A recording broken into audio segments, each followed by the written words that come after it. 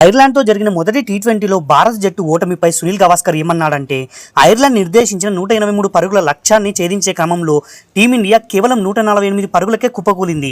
అభిషేక్ శర్మ మినహా మిగిలిన బ్యాటర్లందరూ దారుణంగా విఫలమయ్యారని, టీ20 ఛాంపియన్ అయిన భారత్ ఇలా పసుకున్న చేతిలో ఓడిపోవడాన్ని అభిమానులు జీర్ణించుకోలేకపోతున్నారని ఆయన పేర్కొన్నాడు. అంతేకాకుండా టీమిండియా బౌలింగ్ వైఫల్యమే ఈ ఓటమికి ప్రధాన కారణమని గవాస్కర్ మండిపడ్డాడు. ముఖ్యంగా మధ్య ఓవర్లలో బౌలర్లు విఫలం కావడం వల్లే ఐర్లాండ్ భారీ స్కోరు సాధించగలిగిందని ఆయన అభిప్రాయపడ్డాడు. వైభవ్ సూర్యవంశిని జట్టులోకి తీసుకుంటే బాగుండేదన్న వాదనలపై స్పందిస్తూ, వైభవ్ లేకపోతే మనం వరల్డ్ కప్ గెలవలేదా అని గవాస్కర్ ప్రశ్నించాడు. అంటే ఓటమికి కేవలం ఒక ఆటగాడు లేకపోవడం కారణం కాదని ఆయన ఉద్దేశం.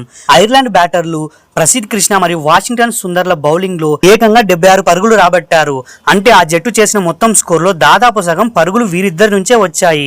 ప్రసిద్ధ్ కృష్ణ 4 ఓవర్లలో 57 పరుగులు ఇచ్చి ఒక్క వికెట్ కూడా తేలేదు. వాషింగ్టన్ సుందర్ తాను వేసిన ఒక్క ఓవర్లోనే 19 పరుగులు ఇవ్వడమే కాకుండా బ్యాటింగ్ లోనూ విఫలమయ్యాడు. వీరిద్దరి వల్ల జట్టుకు ఎటువంటి ప్రయోజనం లేకపోయిందని విమర్శలు వ్యక్తమయ్యాయి.